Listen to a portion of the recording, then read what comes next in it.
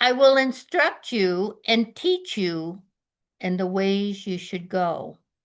I will counsel you and I will watch over you. Psalms 32:8. That's the promise we have. That we do have those instructions. We do know which way we should go.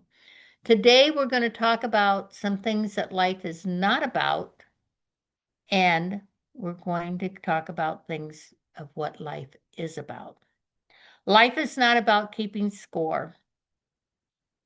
It is not about what sport you play. It is not about your shoes, your hair, or the color of your skin, or where you live, or where you go to school. We get wrapped up in all of these things. In fact, it's not about your grades, it's not about your money, it's not about your clothes or the colleges that you were accepted into or you were not accepted into. Life isn't about if you have lots of friends or if you are alone. And it's not about how we accepted or unaccepted how you are. Life is just isn't about that. So many values that we have learned along our path is not what life is about. Life is about who you love. It's about how you feel about yourself. That is so important. It's probably the most important thing because if you feel good about yourself, if you keep the conversation between temple to temple on a good roll rather than a negative roll, it will make you feel better about who you are. You're going to make mistakes. That's about life. And you're going to survive those mistakes. That's how life works. It's about trust, it's about happiness, and it's about companionship. It's about replacing inner hate with love. How do you know you have inner hate? Look at your Facebook posts. Look at the things that you talk about. Look at your friends. Look at things that reveal who you are. They come out to the outside. Look at the things you talk about. Life is about avoiding jealousy. It's about overcoming ignorance and building confidence. That's what life is about.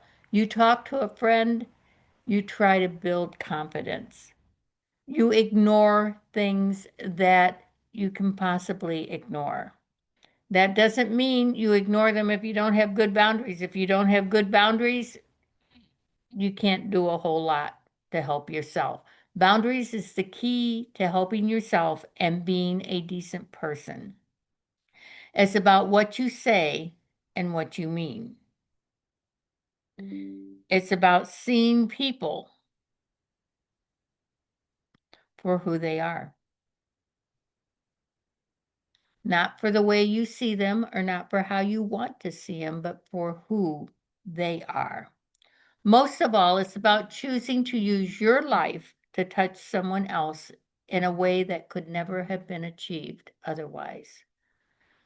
Every person you touch, your goal should be touching them in a way that could have never been achieved otherwise.